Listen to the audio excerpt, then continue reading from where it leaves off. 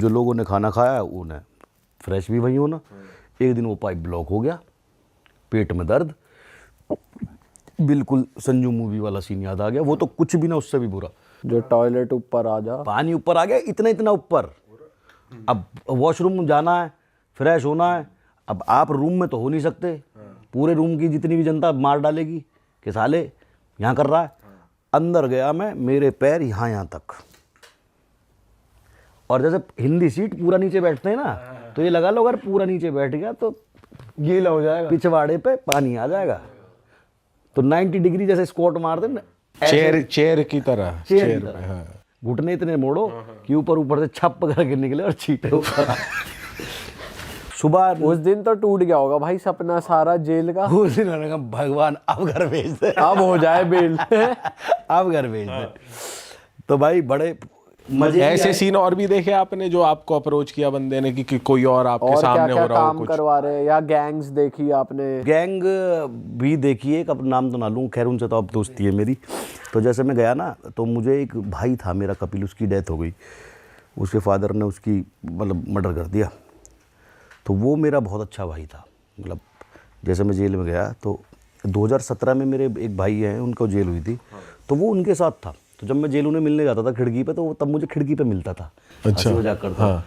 अब वो मुझसे ही टकरा गया, तो मैं और वो साथ रहते थे, तो उसने मुझे जेल के कुछ रूल समझा दिए थे पहले, क्योंकि वो 10 साल से जेल में था। उसने कहा एक तो यहाँ रईस ही नहीं दिखानी बिल्कुल भी, अच्छा, अगर आपने रईस ही दिखाई तो घर तक कंगाल कर देंगे अंदर से ही लोग तुम्हें, अच्छा, समझ नहीं पाओगे हुआ क्या।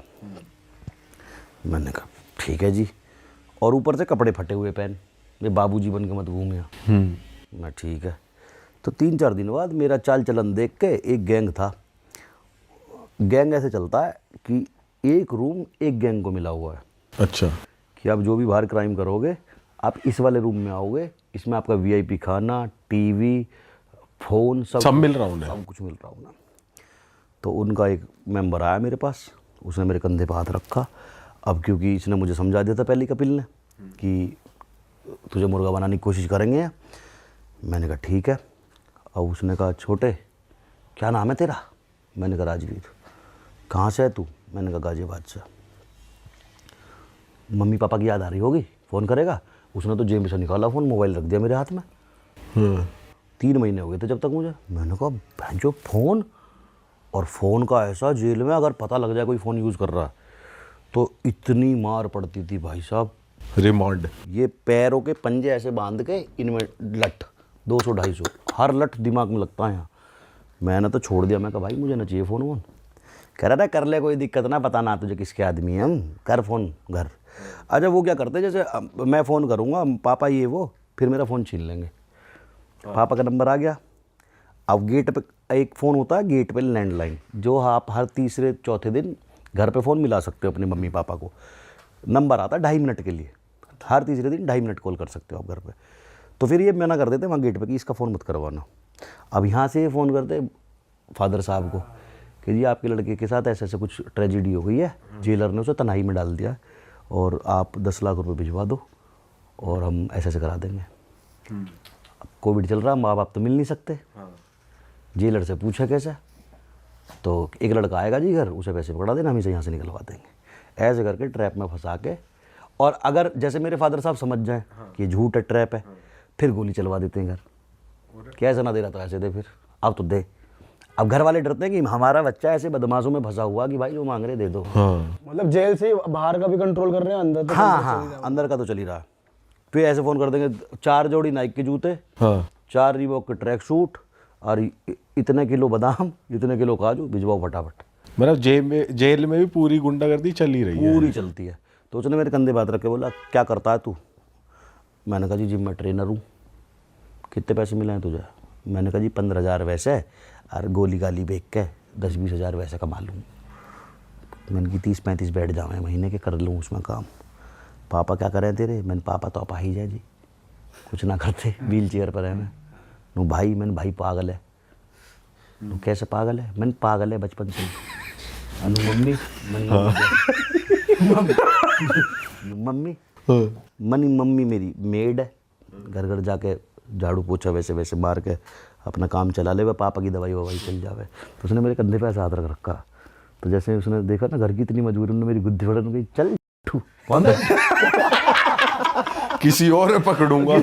टाइम वेस्ट हो गया। फिर मैंने कहा ठीक है साड़ो, भाई अलग ही लाइफ यार अंदर तो यार, बहुत अलग ही बुरा चल है रहा साहब। भाई आपको तो कितने, 1 महीने में रियलाइज, कितने दिन में हफ्ते में रियलाइज हो गया होगा गलत जगह आ गया भाई। मुझे हुआ 7वें 8वें महीने में जाके, क्योंकि मैं थोड़ा अलग टाइप से उस जेल को देख रहा था कि मैं वहाँ सीखने वाली बहुत चीज़ है। क्या सीखा भाई आप? सीखा मैंने ये कि एक हमारे साथ अटल बिहारी वाजपेयी थे ना, उनके साथ के एक अंकल थे, उनकी बेटे की बीवी की डेथ हो गई किसी वजह से, तो वो पूरा परिवार जेल आ गया दहेज हत्या में। अच्छा।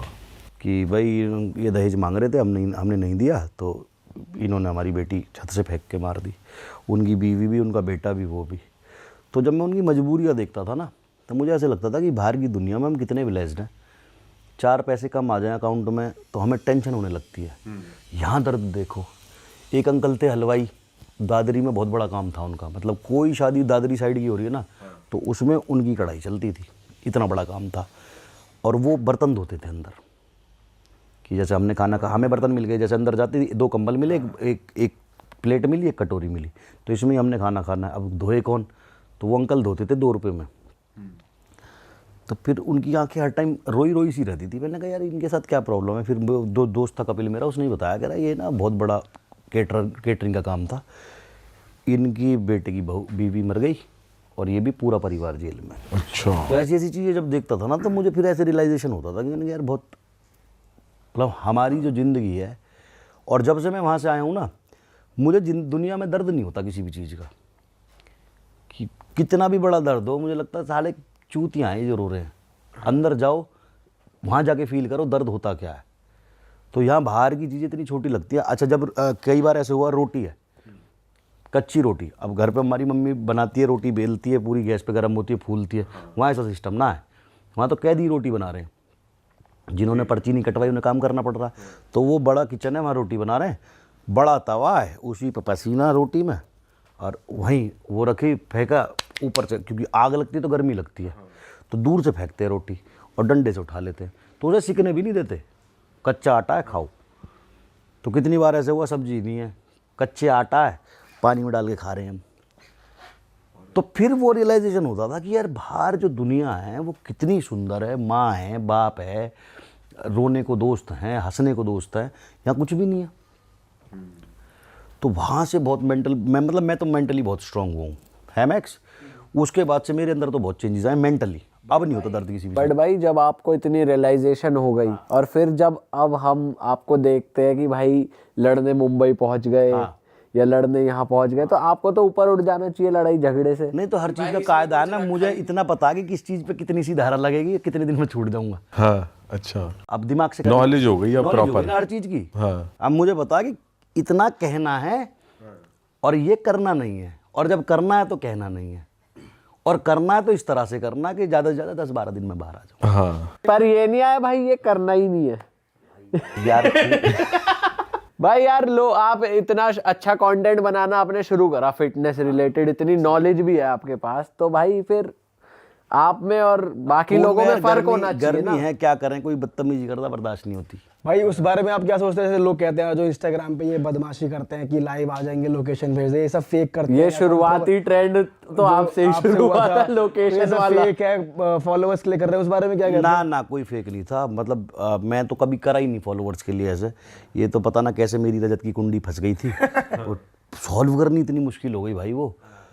लेकिन उधर उसे पुलिस ने उठा लिया, फिर हमारी उसकी बात हुई, मैंने कहा यार, क्योंकि जाट राजपूत ज़्यादा हो गया था वो, तो मैंने कहा इधर से जाट इधर से राजपूत, दोनों आप इतनी बड़ी कौम है, फौज पे सेवा कर रही हैं, जाट रेजिमेंट है, राजपूत रेजिमेंट है, मैं कहा हम क्या कर रहे हैं?